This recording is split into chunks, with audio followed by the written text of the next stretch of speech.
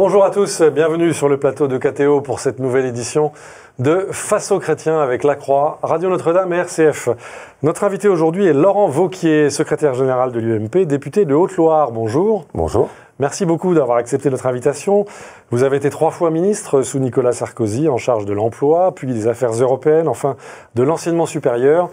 Et puis vous serez prochainement tête de liste aux élections régionales pour l'UMP, pour la région Auvergne-Rhône-Alpes. Vous serez interrogé dans cette édition de Face aux chrétiens par Laurent de Boissieu pour La Croix. Bonjour. Bonjour. Par Romain Mazenot pour RCF. Bonjour. Et par Alain Baron pour Radio Notre-Dame. Bonjour. Alors une toute première question, Laurent Wauquiez, les prévisions de croissance ont été publiées, plus 0,6% pour le PIB. C'est une bonne nouvelle ou c'est une vraie fausse bonne nouvelle pour vous, Laurent Wauquiez ? C'est une vraie fausse bonne nouvelle. Et il se trouve que quand on y réfléchit et qu'on regarde la façon dont le débat se structure sur cette question, il révèle beaucoup de choses. Moi, je me souviens qu'il y a encore 15 ans, 10 ans, quand on était à 1% de croissance, on disait la France est en crise. Et aujourd'hui ? Aujourd'hui, on est à peine à 1% de croissance, on nous explique que c'est une nouvelle extraordinaire et que le pays est sur une croissance fabuleuse. Peut-être parce qu'on a besoin de bonnes nouvelles ? Peut-être aussi parce qu'on a fini, et ça, je pense que c'est en revanche un gros travers, par auto-intégrer notre décadence et notre chute. Et qu'on se satisfait d'une croissance toute petite, qui n'aboutit pas à une amélioration de l'emploi, qui ne se traduit pas par un tout petit peu plus de bien-être pour les familles, et on feint de croire que ça, c'est une situation qui va dans le bon sens. Et si vous me permettez, si on va jusqu'au bout de cette analyse, qu'est-ce qu'elle veut dire en fait ? C'est qu'au fond, on nous explique que 1% de croissance est une bonne nouvelle, pour éviter d'avoir à s'interroger sur d'autres moins bonnes nouvelles. On se dit 1% c'est déjà beaucoup, pour éviter d'avoir à se poser des questions sur pourquoi la France va mal. Pourquoi aujourd'hui notre économie est l'économie malade de l'Europe ? Pourquoi est-ce que alors qu'en Angleterre ça redémarre ? Pourquoi est-ce que alors qu'en Allemagne ça va bien et que nous on a du mal à profiter de cette croissance mondiale ? Eh bien ces questions-là on ne veut pas se les poser. Eh bien nous ici nous allons nous les poser puisque nous avons 50 minutes pour les poser. Une première question par Laurent de Boissieu pour La Croix. Oui, justement, sur l'économie, le Sénat a adopté la loi Macron après l'Assemblée nationale, modifiée par l'UMP. Est-ce que vous diriez que cette loi va dans le bon sens et pas assez loin, ou est-ce que vraiment elle ne va pas dans la bonne direction ? Laurent Wauquiez. Il y a des aspects qui vont dans le bon sens et je suis toujours réticent quand on est uniquement dans une critique absolue ou radicale. Qu'il y ait un effort de la part d'un ministre pour essayer de trouver des moyens de moderniser un peu le fonctionnement de l'économie française. J'y suis le premier ouvert. Qu'on puisse essayer de trouver une plus grande fluidité pour embaucher, un développement notamment des entreprises et des start-up, essayer d'accompagner les créateurs d'entreprises de façon plus efficace. J'y suis le premier favorable. Mais il y a un point sur lequel j'ai en revanche une divergence très profonde dans la conception qu'est la loi Macron. Au fond, dans la conception de la loi Macron, fondamentalement, il y a l'idée que ce qui compte, c'est des grosses structures, très concentrées et très éloignées des territoires. Qu'est-ce qui notamment ce qu'ils font, par exemple, sur le travail des avocats, où vous avez un démantèlement extrêmement fort qui est fait des cabinets d'avocats et des barreaux d'avocats qui sont situés dans les villes chefs-lieux, dans les départements. Où le raisonnement de la loi Macron, c'est de dire on coupe les avocats du territoire, uniquement des très gros cabinets, un peu centrés sur le schéma parisien, avec des gros cabinets d'avocats, tous les uns à côté des autres, qui ont perdu le lien avec le territoire. Chez vous, en Haute-Loire, c'est sensible ? Pour nous, ça va être une catastrophe. C'est-à-dire qu'on va avoir des cabinets entiers d'avocats qui étaient enracinés dans leur ville, qui permettaient aussi un service public de la justice de proximité, pour des familles parfois modestes, qui tout le monde n'habite pas dans les grosses mégalopoles, et qui vont être coupés de ça. Et ça, c'est un des points sur lesquels je suis en profonde divergence, c'est qu'au fond, pour moi, cette loi Macron, c'est une loi très caractérisée par un raisonnement très urbain, de mégalopole, où on concentre tout au même endroit. C'est pas ma conception de la République. Romain Mazenot, RCF. Oui, dans ces modifications que le Sénat a apportées à la loi Macron, il y a aussi l'ouverture les dimanches des enseignes de biens culturels à la demande d'une célèbre enseigne. Ça doit encore être confirmé en commission mixte paritaire. Quelle est votre position sur ce point précis ? D'abord, je vais vous donner ce qui a été ma position, parce que c'est toujours mieux de juger les gens, pas uniquement sur leurs paroles, mais sur ce qu'ils font. En tant que maire du Puy, je suis très attentif à ces questions et j'aime pas qu'on multiplie les dérogations au travail le dimanche. J'ai souvent été sollicité sur ces questions. Je suis assez strict là-dessus, parce que je considère que j'ai pas envie que la semaine soit un flux continu de jours marqués uniquement par la consommation, dans lequel, au fond, il n'y a même plus cet espace qui est un espace de pause et de retenue, où il y a une place pour autre chose dans notre vie. Bon. Donc le fait qu'on précipite tout dans cette logique sans y réfléchir et sans prendre la mesure de ce que ça représente en termes de changement de société ne me plaît pas. Alors après, je ne suis pas dogmatique ou je ne suis pas fermé. Je comprends évidemment qu'on ne va pas traiter une zone touristique majeure de la même manière que ce qu'est notre vie quotidienne. Mais je voudrais juste qu'on comprenne qu'il y a des décisions qui ne sont pas anecdotiques dans la vie. Et que se dire que voilà, c'est bien qu'il y ait un jour dans la semaine qui soit un jour consacré peut-être à une autre approche, une autre dimension que uniquement travail-consommation. Mais vous reviendrez dessus quand vous reviendrez au pouvoir, vous reviendrez sur ces dispositions ? Telles qu'elles sont aujourd'hui et telles que la loi a été modifiée, en tout cas telle qu'elle sort du Sénat, on est sur des modifications qui sont très à la marge. Personnellement, quand le débat avait été posé, j'avais clairement exprimé mes réticences à ce qu'on aille plus loin sur une généralisation du travail le dimanche. Je garde mes positions, je ne suis pas favorable à une généralisation du travail le dimanche. Voilà. Alain Baron, Radio Notre-Dame. Il n'y a pas que le dimanche qui doit être préservé. Nous sommes au mois de mai, il y a aussi beaucoup de ponts qui sont liés à des jours fériés, ce qui désorganise un peu la vie économique. Certains, dans les milieux patronaux, préconisent de supprimer des jours fériés. Ça vous semble une bonne idée ? Laurent Wauquiez, et lesquels ? Est-ce que la France travaille suffisamment au mois de mai ? On prend un petit peu de recul ? Oui, avec plaisir. Quel est le pays du monde qui travaille le moins d'heures par habitant ? Du monde, hein. Je vous dis toutes catégories confondues, je ne parle même pas uniquement de l'Europe. La France. Le pays dans le monde où le nombre d'heures de travail par habitant est le plus faible, c'est la France. Mais avec une bonne productivité quand même, vous dira-t-on. Alors, c'est un argument que j'adore et qui est souvent utilisé. On nous dit non, mais attendez, les Français, ils travaillent très peu, on n'a pas besoin de travailler beaucoup parce que nous, on est génial. Et en fait, nous, on est beaucoup plus performants que les Allemands. Et quand on travaille, nos heures de travail sont des heures tellement intenses et tellement merveilleuses que ça nous permet d'avoir beaucoup plus de vacances que tous les autres. Vous y croyez, Laurent Wauquiez ? Objectivement, non. Je crains qu'un député français soit pas beaucoup plus performant qu'un député allemand. Je ne suis pas convaincu qu'un cadre français soit 2 fois plus génial qu'un cadre allemand. Et je ne suis pas convaincu que nos entreprises soient en soi, par magie, plus productives. Qu'est-ce qui se passe en réalité ? Cette productivité est une histoire beaucoup plus triste. C'est l'histoire d'un marché du travail français qui exclut tous ceux qui sont moins productifs et qui les laissent au bord de la route en les mettant au chômage. C'est l'histoire d'un marché français qui, à la différence d'autres marchés, a décidé d'exclure tous les seniors du marché du travail.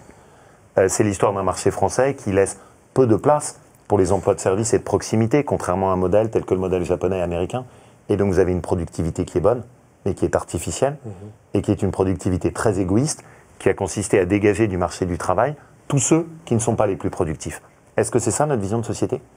Alors pour répondre à votre question, le sujet n'est pas juste les jours fériés. C'est un sujet beaucoup plus lourd et beaucoup plus profond, qui est celui de la relation de notre pays avec le travail. Cette relation a été détruite. C'est un sujet économique, mais c'est aussi un sujet de société. Parce que quand vous avez quelqu'un qui travaille chaque jour et qui au fond se dit qu'il n'en a pas la juste reconnaissance et la juste valorisation à la fin du mois, c'est pour moi aussi une part de déconstruction de ce que je conçois comme étant une part de la dignité humaine. Ce que Mounier défendait d'ailleurs, qui est la dignité de l'homme par le travail. Et je pense que cette question-là est une question essentielle pour la France à l'intérieur de l'Europe. Elle pose la question du nombre de jours fériés qu'on a, elle pose la question de l'amplitude des jours de travail, elle pose la question de savoir si on fait du social par l'assistanat ou si on fait du social par l'insertion par le travail. C'est toutes ces questions-là de fond qui, pour moi, amènent à repenser la totalité de notre modèle social. Concrètement, ça veut dire que les Français devraient travailler plus, mais alors on supprime des jours fériés, on supprime des vacances, on rallonge les durées du travail. Enfin, il n'y a pas non plus un nombre sur la palette, nombre de choix. Il faut faire des choix entre ces 35 heures aussi. Ça veut dire d'abord que pour moi, 35 heures, oui. Ça veut dire d'abord pour moi qu'on doit évidemment revenir à un système d'heures supplémentaires défiscalisé tel qu'il existait avant. Ça veut dire qu'on doit donner plus de souplesse dans l'organisation du travail par rapport à ce qu'est le carcan des 35 heures. Ça veut dire que ces entreprises, à quel niveau on choisit la durée du travail ? Les entreprises. Alors moi, je suis très réticent à l'approche des branches parce que je pense que c'est des approches qui figent les choses et qui ne donnent pas de souplesse. À l'intérieur de la branche automobile, vous allez avoir des très grosses multinationales et vous allez avoir des toutes petites PME. Et je pense que c'est un des travers français de traiter de la même manière le petit et le grand de façon très aveugle. Donc au niveau de l'entreprise ? Donc pour moi, c'est au niveau de l'entreprise que ça doit se traiter. Je pense aussi qu'il faut qu'on ait le courage de se poser des questions, c'est-à-dire, à un moment, est-ce qu'on ne peut pas laisser un peu plus de marge de choix des salariés ? Est-ce que les salariés ne peuvent pas dire, écoutez, moi, j'ai ma maison à payer, l'éducation de mes enfants à financer, Je préfère, cette année, prendre un peu moins de jours de vacances, mais avoir un peu plus de salaire. Est-ce que tout ce modèle-là, on ne doit pas le revoir pour permettre de reconstruire notre relation au travail? Plus de souplesse, en gros. Plus de souplesse, mais pas la jungle. Et pas la jungle. Et c'est cet Alors, équilibre-là qu'on doit pas la souplesse, c'est bien quand le salarié a vraiment le choix. Mais dans certains cas, le salarié n'aura pas le choix. Il saura très bien que si il ne veut pas travailler plus, ça sera, le patron dira non, je vais embaucher quelqu'un d'autre. Bien sûr, mais les heures supplémentaires, c'était un très beau modèle. Pourquoi avoir cassé cette mesure?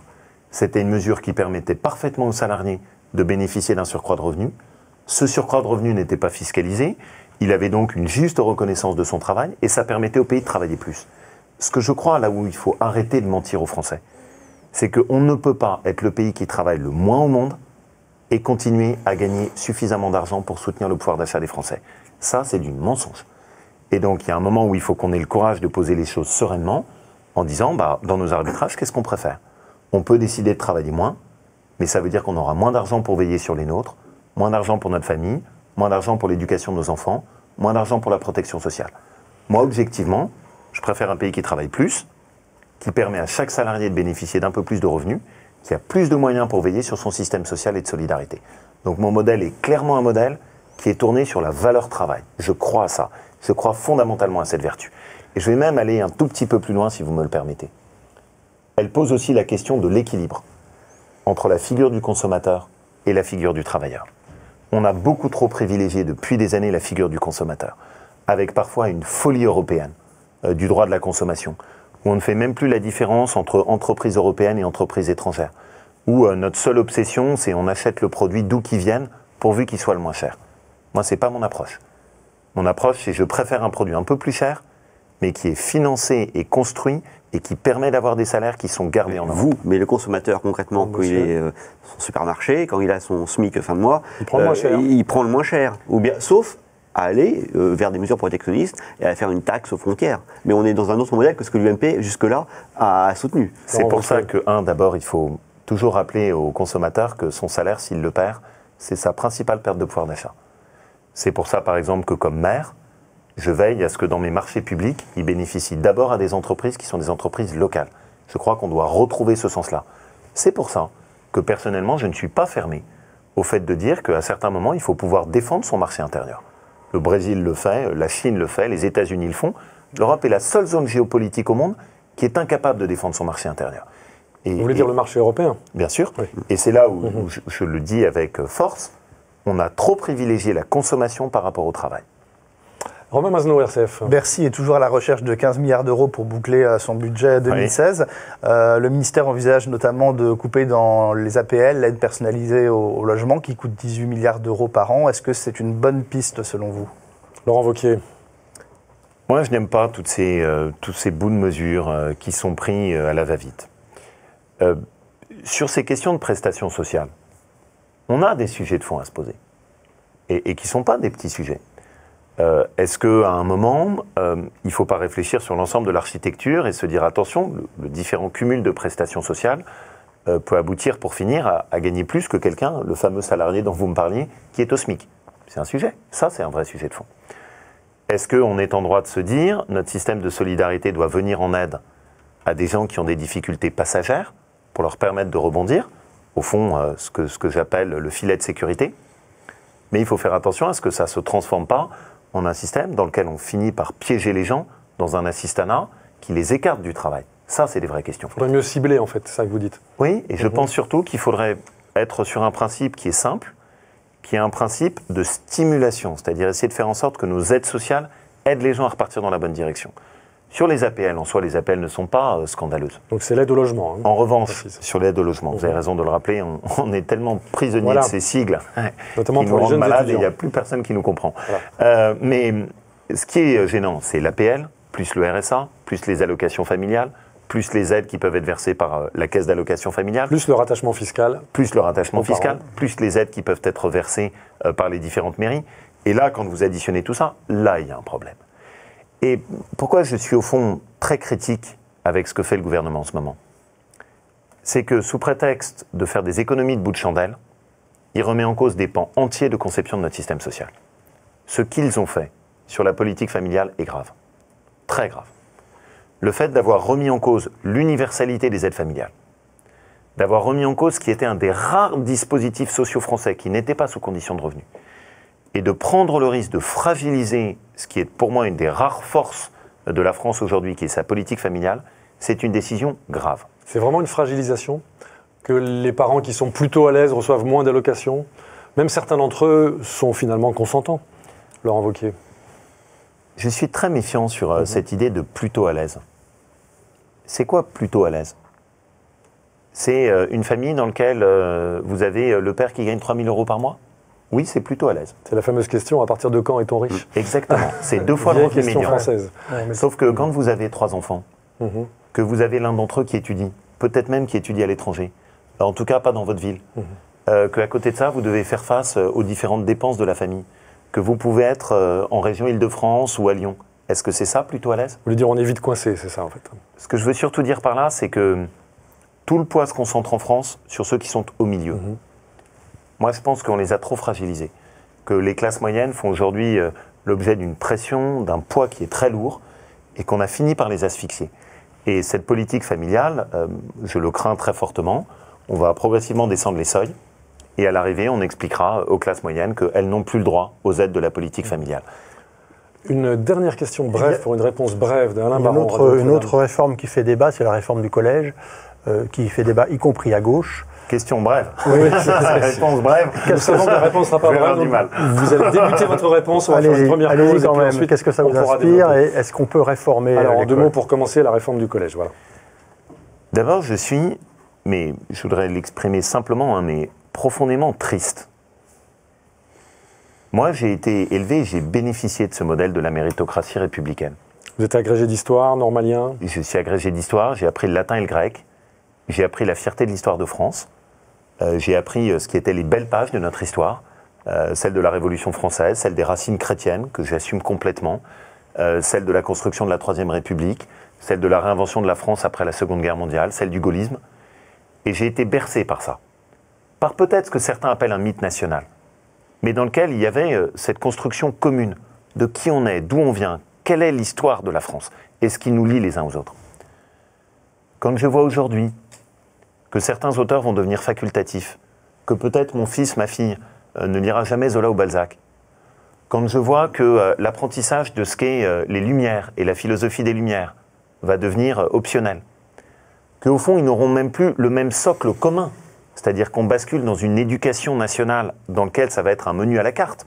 Chaque professeur, chaque établissement va plus ou moins combiner son menu. Un tel fera ça, l'autre fera ça. Dans lequel je vois qu'on n'assume même plus de dire que la vocation de l'éducation nationale, c'est de tirer vers le haut. Où on dit, ah ben non, des classes bilingues, quelle horreur, c'est élitiste. Mais, Madame la ministre de l'Éducation nationale, si c'est élitiste, battez-vous pour mieux le diffuser. Battez-vous pour faire en sorte que les fils et les filles de milieux ruraux défavorisés, de quartiers en difficulté, puissent aussi avoir accès à ces classes. Quelle est cette conception de l'éducation ? Dans lequel, parce qu'on n'est plus capable de permettre l'ascension vers le haut, on décide de tirer tout le monde vers le bas. Dans lequel, au fond, la France n'en finit plus de s'excuser de son histoire et n'a même plus cette fierté de ce qu'est son identité, ses racines, son origine. Ça me fait une profonde peine, parce que je pense qu'on est en train de déconstruire une génération. Et l'éducation, les dégâts qu'on fait mettent beaucoup de temps à être corrigés. Alors on sent bien la passion qui vous anime. Laurent Wauquiez, on va revenir sur ce sujet, rassurez-vous, mais on va marquer une première pause dans cette édition de Face aux chrétiens. Vous restez avec nous. Merci.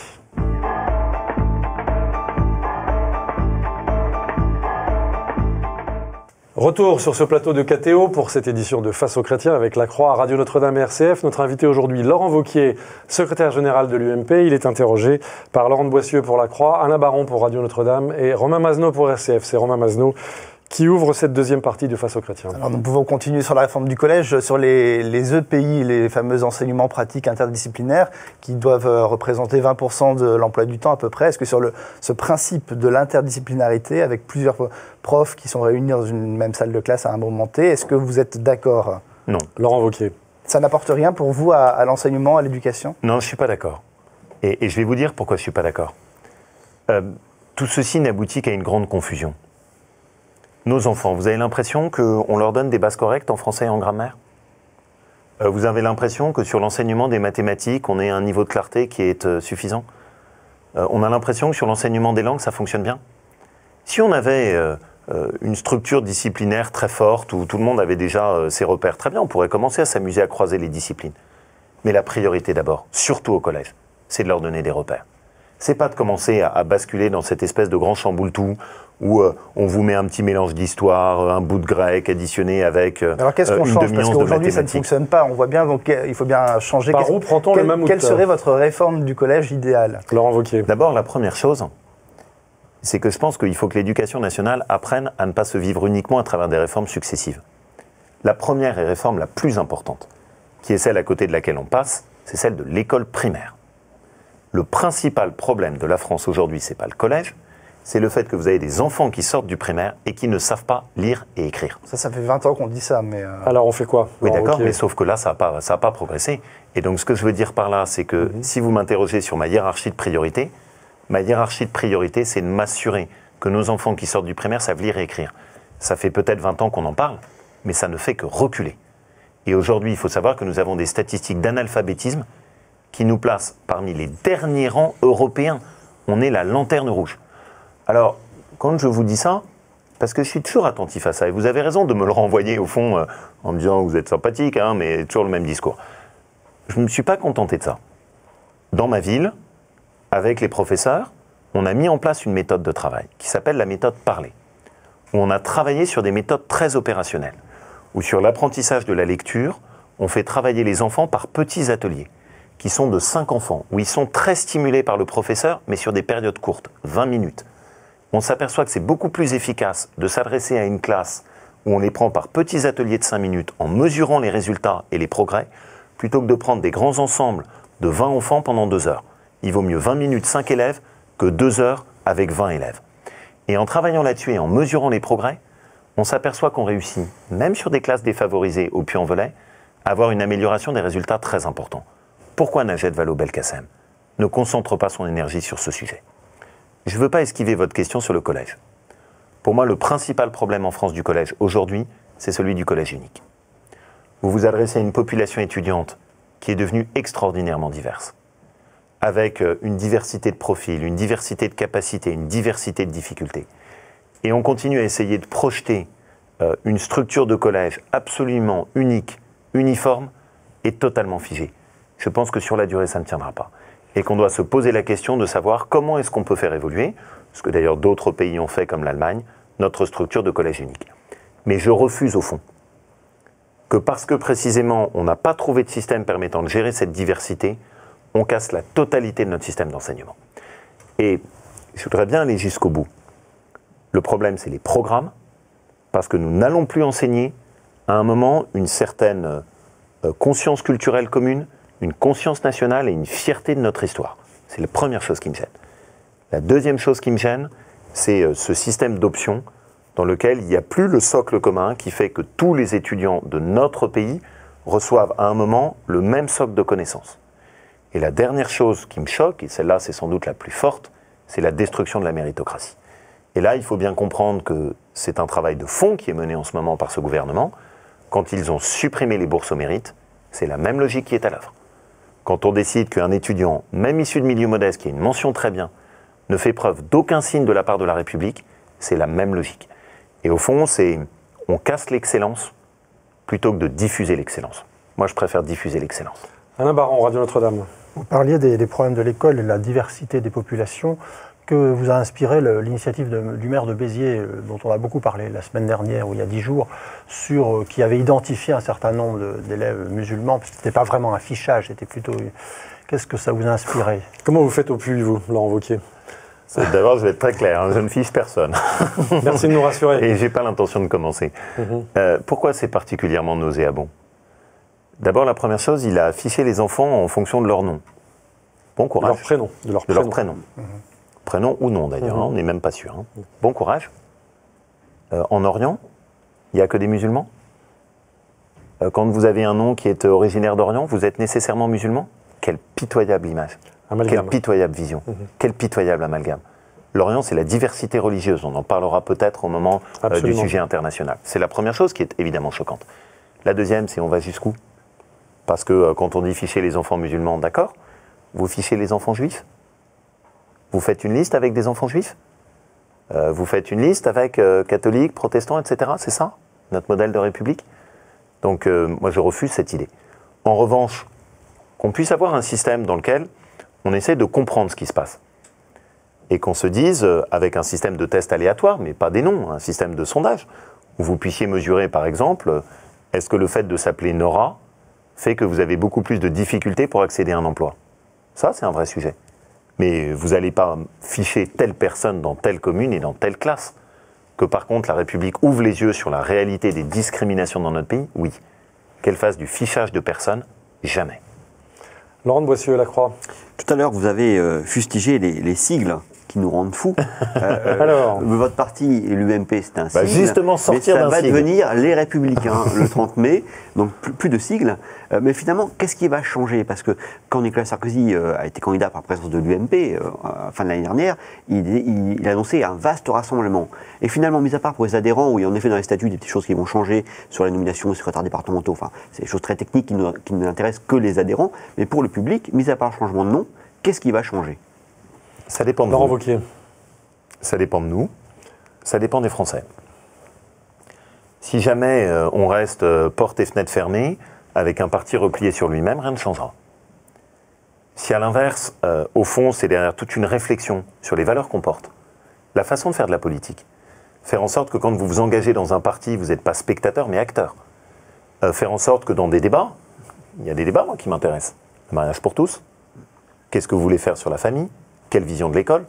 Qu'au fond, ceux qui ont des idées à défendre, des valeurs, plutôt que de ronchonner devant leur poste de télé ou leur radio, se disent « moi, je m'engage ». Ils pouvaient aller à l'UMP avant déjà. Oui, mais avec un changement de système nom. qui était construit comment? Et sur lequel je me suis suffisamment battu. Vous aviez un système qui était tenu par le haut, avec des apparatchiks parisiens, qui surtout ne demandaient leur avis à personne, ni sur les élections européennes, ni sur le mariage pour tous, où tranquillement ils décidaient dans leur petit cénacle. Je me suis suffisamment heurté à ce milieu-là pour s'assurer que la parole soit surtout confisquée et qu'il n'y ait pas de possibilité de dialogue. Ce qu'on essaie de construire, c'est quoi? Et c'est beaucoup plus que des petites réformes techniques. C'est le fait que chaque personne qui adhérera à notre famille politique pourra peser, s'exprimer, donner sa voix. On aura des consultations où on verra clairement ce que veulent C'était les gens qui nous prévu en soutiennent. 2002 dans les statuts de l'UMP, Et jamais via des réalisé. courants, jamais appliqué 10 ans après, en C'était il y a 2012. longtemps. C'est vrai. Il y a eu déjà des forums de débat, notamment confiés à la Madeleine, à un moment au sein de l'UMP. Il y a eu plein de choses qui ont été déjà proposées. Finalement, rien n'est venu. Qu'est-ce qui nous dit que là, ça va vraiment, les choses vont vraiment Est-ce que changer? le changement de nom va Seriez-vous en garantir train ça, de me dire que Wauquiez? parce que nous avons plusieurs fois échoué, il faut se condamner à l'échec? J'essaye de refuser à cette forme de désespérance. Mais juste ce que je veux dire par là est assez simple. Au fond, il est temps d'inverser les choses et de remettre les choses dans l'autre ordre. Donc le président de l'UMP, Nicolas Sarkozy, vous le mettez en dessous, les adhérents au-dessus. Bon, peut-être pas jusque-là, Oui, Laurent mais- Wauquiez. Non. Je ne sais pas si c'est au-dessus, en Ouais. dessous, Je ou reprends votre comment. geste. Mais juste ce que je veux dire par là, c'est faire en sorte que ça puisse monter d'en bas. Ce que je veux dire par là n'est pas juste une formule rhétorique ou démagogique. Quand je regarde le débat public en France, ce qui me frappe, c'est que je suis convaincu qu'il y a une grande majorité en France qui regarde nos débats, qui est assez atterrée par ce qu'on lui propose, mais qui est une majorité silencieuse, qui n'arrive pas à s'exprimer. On lui propose le démantèlement de la politique pénale, elle ne peut pas s'exprimer. On lui propose une autre vision de l'école de la République, et plus globalement, parce qu'il n'y a pas que l'école de la République, il y a aussi l'enseignement privé, et elle ne peut pas s'exprimer. On lui propose une conception totalement différente de la filiation et du mariage, elle est obligée de manifester pour se faire entendre, et encore est-elle Mais humiliée c'est par le les système ministres. là qui est à bout de souffle. C'est C'est pas exact- uniquement votre parti, c'est aussi C'est le exactement système. ce que je pense. Ouais. Mhm. C'est que vous avez un système français qui, au fond, petit à petit, et progressivement, en 30 ans, a inversé la totalité de nos valeurs. Je suis convaincu que la majorité des Français n'adhèrent pas à ça, qui veulent, d'où mon geste, remettre la France la tête à l'endroit, mais que pour ça, il faut arriver à casser un peu les écrans pour que cette France majoritaire mais silencieuse puisse s'exprimer. Voilà quelque part le projet que nous essayons de porter avec les Républicains. Alain Baron, Radio Notre-Dame. Oui, vous avez cité par 3 fois le mariage pour tous. Il faudra donc revenir sur cette réforme. Je n'ai pas changé d'avis dessus. C'est la ligne que je porte, celle que je défends. Abrogation. Pour moi, c'est l'abrogation de la loi. Abrogation. Pur et simple. Oui, parce que quand une loi est mauvaise, il faut pouvoir la changer. Alors après, il faudra trouver d'autres modes. Il faut arriver à respecter ce qu'est la vie et le choix de couple homosexuel. Mais je ne veux pas qu'on change la conception de la filiation. Je ne veux pas qu'on détruise ce qui est la conception de la famille, en tout cas celle à laquelle je tiens. Le mariage a une signification pour moi que je ne veux pas voir remise en cause. Je respecte après le choix qui peut être des choix différents de couples homosexuels, mais je pense qu'on peut y arriver sans aboutir à détruire toute une partie de notre conception de la famille. Et là aussi, c'est pour moi un sujet sur la durée. Vous avez des politiques qui tournent les pages, comme ça. Il y avait un sujet qui existait il y a un an, c'est fini tout ça. On avait des convictions à l'époque, maintenant on a changé.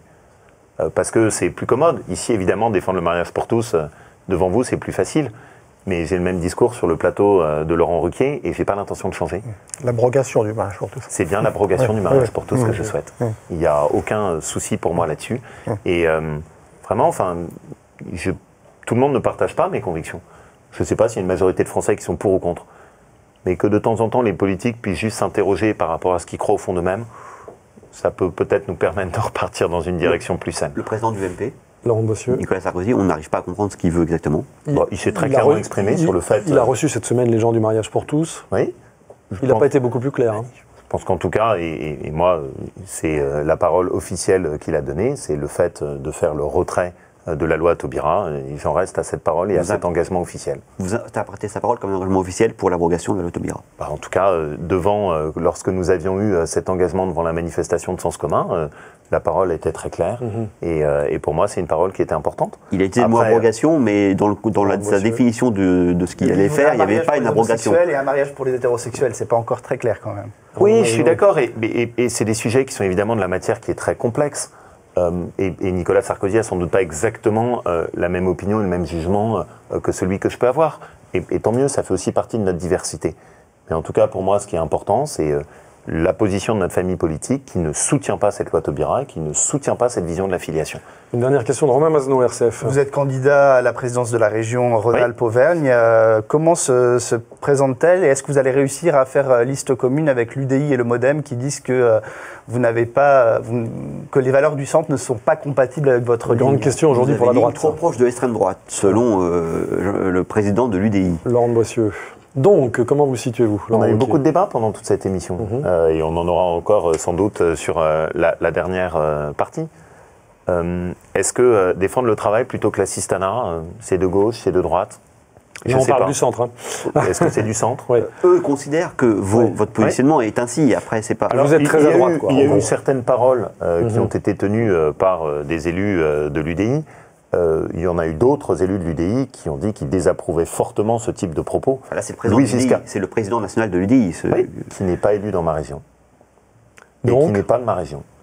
Et il y a à l'inverse des élus de ma région, qui sont par exemple Louis Giscard d'Estaing, qui a très clairement dit, qui est quand même une personnalité forte chez nous en Auvergne, et qui a très clairement dit qu'il souhaitait l'unité et le travail commun. Donc vous aurez l'UDI avec vous? Et donc moi, mon souhait, je l'ai toujours dit, c'est je tends la main au centre, et je veux qu'on puisse travailler ensemble. Parce qu'on peut avoir des différences, et je les respecte. Je ne demande à personne de partager la totalité de mes convictions. Peut-être que l'UDI ne partage pas ma vision de la famille. Peut-être que l'UDI ne partage pas ma vision consistant à dire oui au social, mais non à l'assistanat. Mais peut-être aussi qu'on a beaucoup de complémentarité, et qu'on a beaucoup de choses à travailler en commun.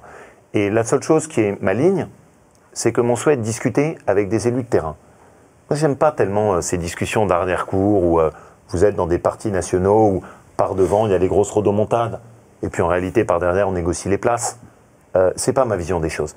Et donc, ce que je préfère, c'est discuter avec des maires, avec les élus de terrain, et travailler ensemble. Et je suis sûr qu'on y arrivera. Y compris du centre et du MoDem. Bien sûr. Question courte au secrétaire général de l'UMP. Est-ce qu'il est envisageable, selon vous, que l'UDI et le MoDem soient dans certaines régions avec l'UMP et dans d'autres régions, Île-de-France, Rhône-Alpes-Auvergne, par exemple, en liste séparée au premier tour?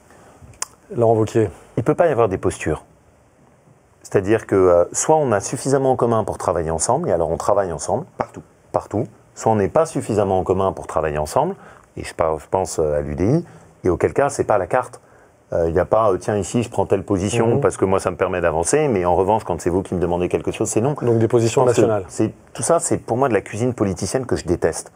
En revanche, ce qui est le vrai sujet, c'est qu'on a une région Rhône-Alpes-Auvergne qui est magnifique, qui devrait être la locomotive de la France, qui aujourd'hui s'est caractérisée par du gaspillage public, avec des hôtels de région magnifiques qui ont été construits pour les élus avec un gaspillage surréaliste, des impôts qui ont augmenté, une région qui n'aide plus les apprentis, qui a abandonné la politique en faveur des étudiants et qui ne se signale par plus rien. Plus personne ne sait à quoi sert la région. Ça, c'est des vrais sujets. Et je suis sûr que là-dessus, je ferai l'unité avec le centre. Faites-moi confiance. Très bien, nous allons marquer une deuxième pause dans cette édition de Face aux chrétiens. Notre invité, Laurent Wauquiez, secrétaire général de l'UMP et, vous l'avez compris, candidat à la présidence de la région Rhône-Alpes-Auvergne. Restez avec nous, à tout de suite.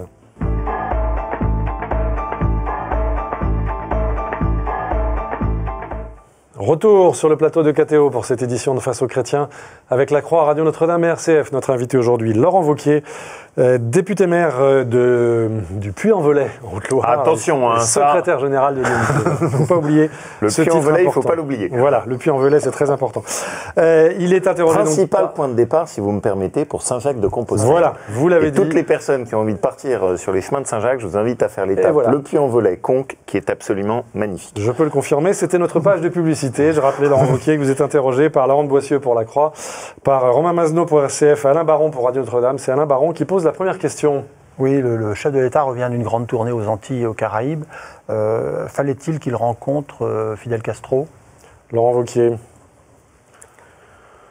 En tout cas, ce qu'il y a de sûr, c'est que pour moi, ça n'a rien d'historique.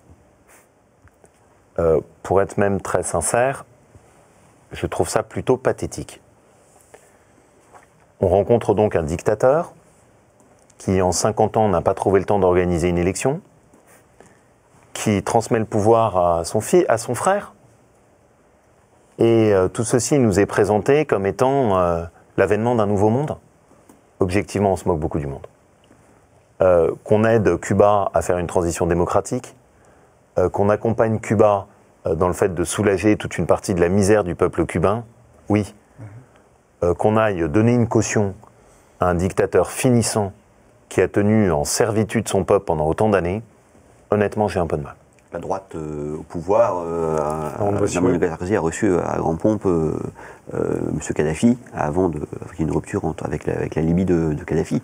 Et nous sommes reçus par le roi d'Arabie Saoudite également. Oui, bien sûr. Il n'y a pas que des démocrates dans nos amis, quand même. Bien sûr. On reconnaît les États et pas seulement les régimes. Sauf que là, si vous me permettez, on a affaire à un geste qui est très particulier. Et précisément qu'on nous a présenté comme étant l'apanage historique. C'est-à-dire c'était absolument extraordinaire de rencontrer Fidel Castro. Non, ça n'est pas extraordinaire de rencontrer Fidel Castro. Et là, c'est le président François Hollande qui se déplace à Cuba, qui vient au fond payer son écho et son tribut à l'histoire en reconnaissant la magie de la personnalité de Fidel Castro. Ben non. Pour moi, ça fait partie de cette espèce de mythique révolutionnaire de gauche qui est prompte à donner des leçons et assez rétive à en recevoir. Romain Mazenot, RCF.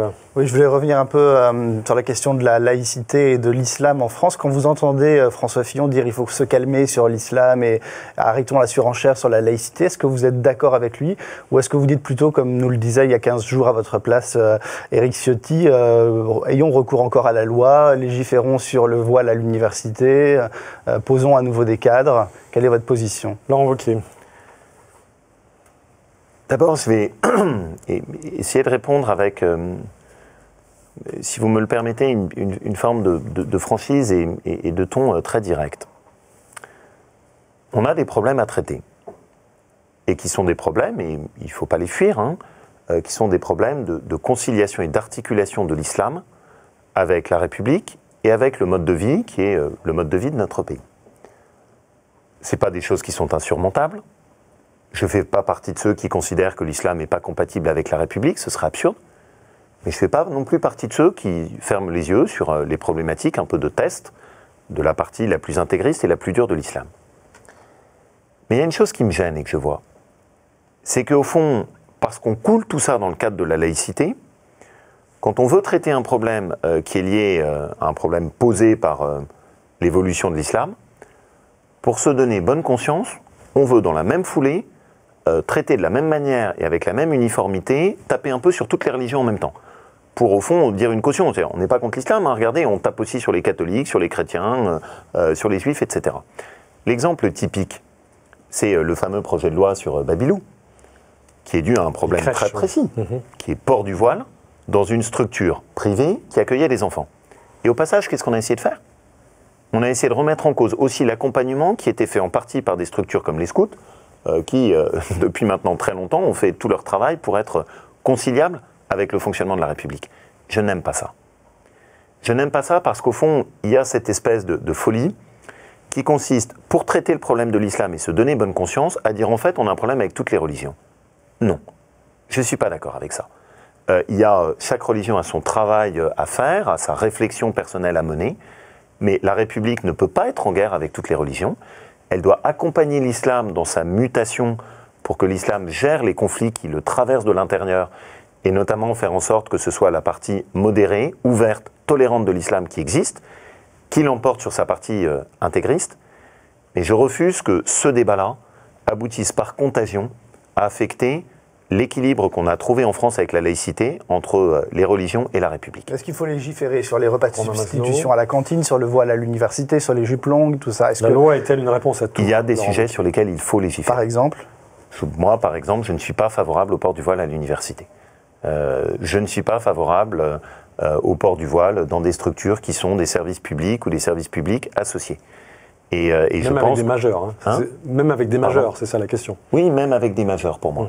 Parce que derrière, c'est une certaine conception de ce qu'est la place de la femme, l'équilibre de la femme à l'intérieur de la société française, ce que ça représente, et tout simplement un corpus de règles. J'ai vécu en Égypte. Quand je vivais en Égypte, je veillais à ce que mon comportement, celui de ma femme, soit adéquat à ce qu'étaient les règles égyptiennes.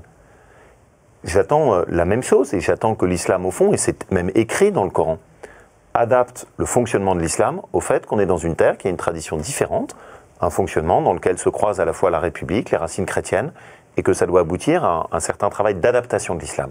C'est normal. Ça ne doit pas être un drame, ça ne doit pas aboutir à des caricatures, ça ne doit pas nous conduire à rejeter l'islam en bloc, ce qui serait une terrible erreur, mais ça ne doit pas conduire non plus à un aveuglement.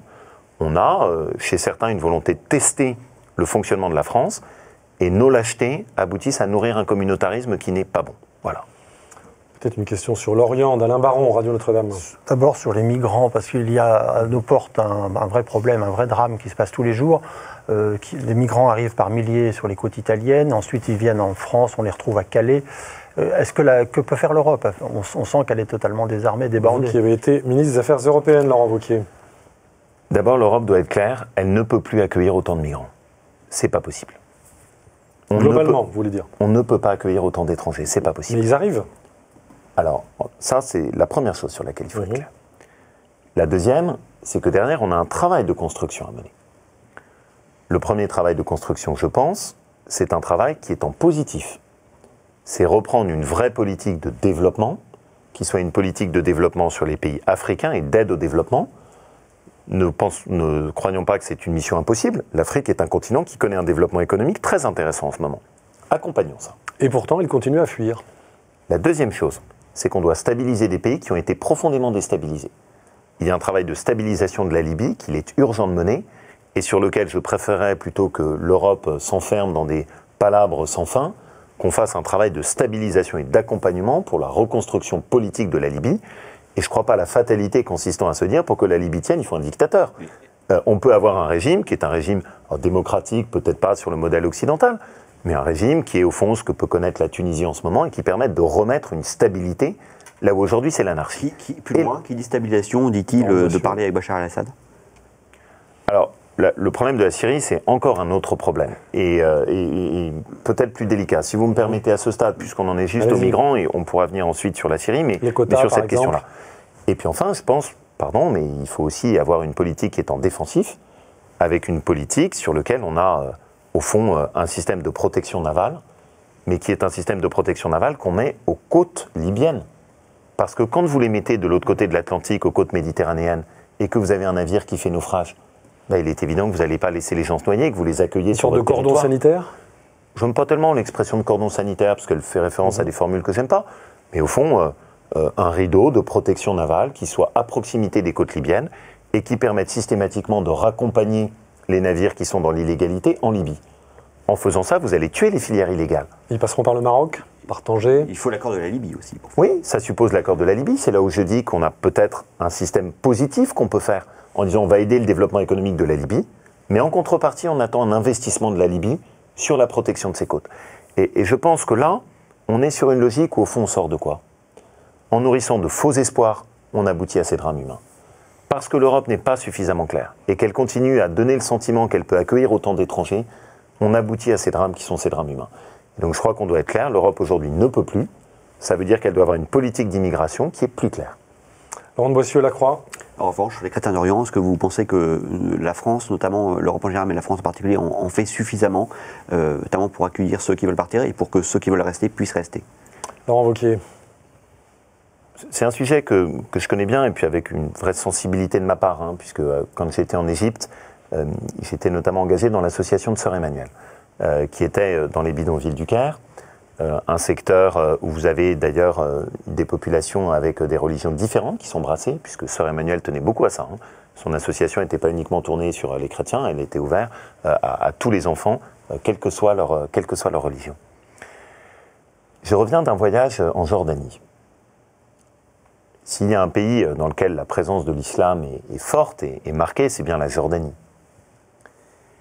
Et en même temps, vous avez à proximité d'Amman, à 30 minutes d'Amman, une petite ville qui s'appelle Madaba, qui est une ville mais profondément touchante, où vous êtes juste à côté du mont Nebo, qui est le mont depuis lequel Moïse a contemplé la terre promise. Au-dessus de la vallée du Jourdain. Exactement, au-dessus de la vallée du Jourdain et puis de la mer Morte.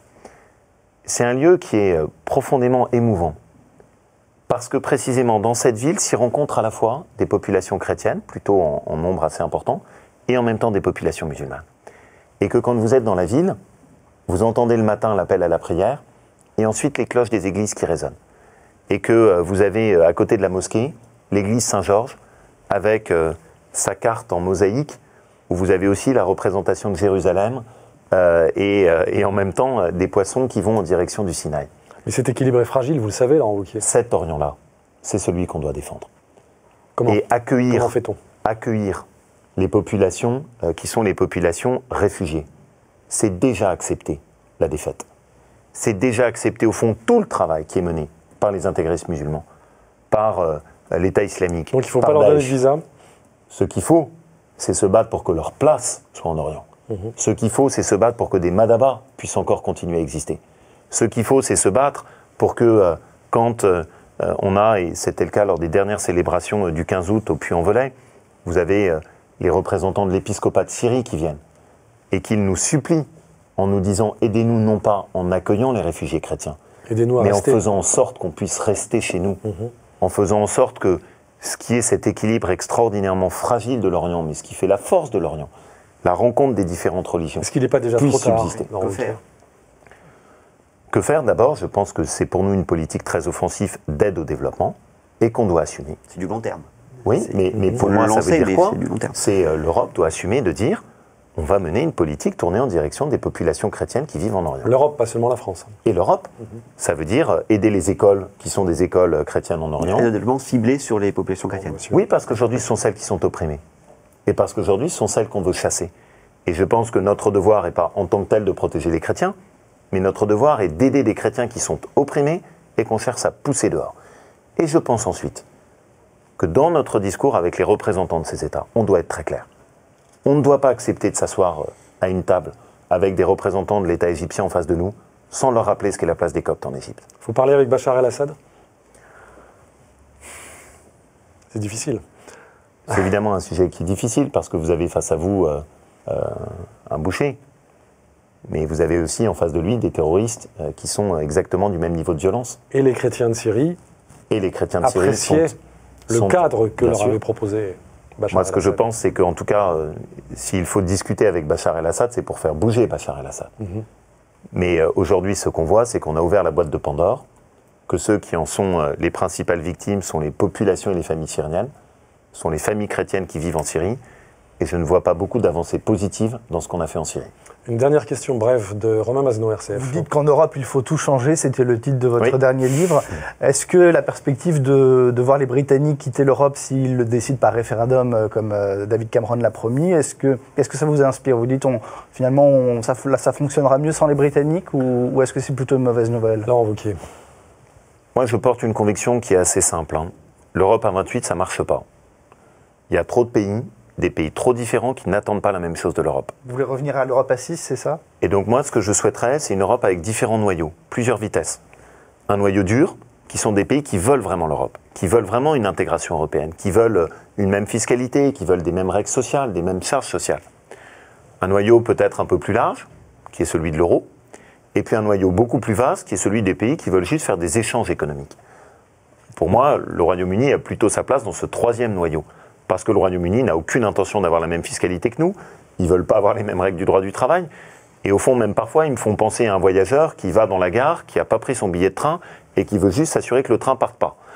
Bon, on ne peut pas continuer comme ça. C'est l'ancien ministre des Affaires européennes qui parle. Vous avez expérimenté cela. Ah oui, plusieurs fois. Et même ce propos-là était un propos qui m'a été tenu par un ministre britannique pour expliquer ce qu'était la position du Royaume-Uni. Ça avait le mérite de la clarté. Mais arrêtons de faire semblant. Et je pense que la France, globalement, a besoin de vrais débats. Parfois, quand je les secoue, ça peut rendre les choses difficiles. La France a besoin d'un vrai débat sur sa politique familiale. Elle a besoin de revoir sa politique sociale, qui n'est pas l'assistanat. Elle a besoin de s'interroger sur quelle est notre conception de l'école. N'ayons pas de tabou. Je préfère des politiques qui assument leurs idées, assument leurs convictions, même si parfois ça dérange, même si parfois ça peut crisper, que des politiques qui sont dans l'eau tiède, ne disent plus rien et ne défendent plus leurs valeurs.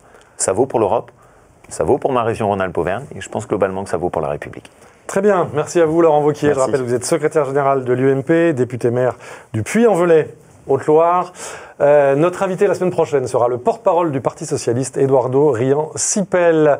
D'ici là, vous pouvez évidemment retrouver l'ensemble de nos émissions, et en particulier cette édition avec Laurent Wauquiez sur nos sites KTO, La Croix, Radio Notre-Dame et RCF. En tout cas, merci à vous tous de votre fidélité, et puis à la semaine prochaine.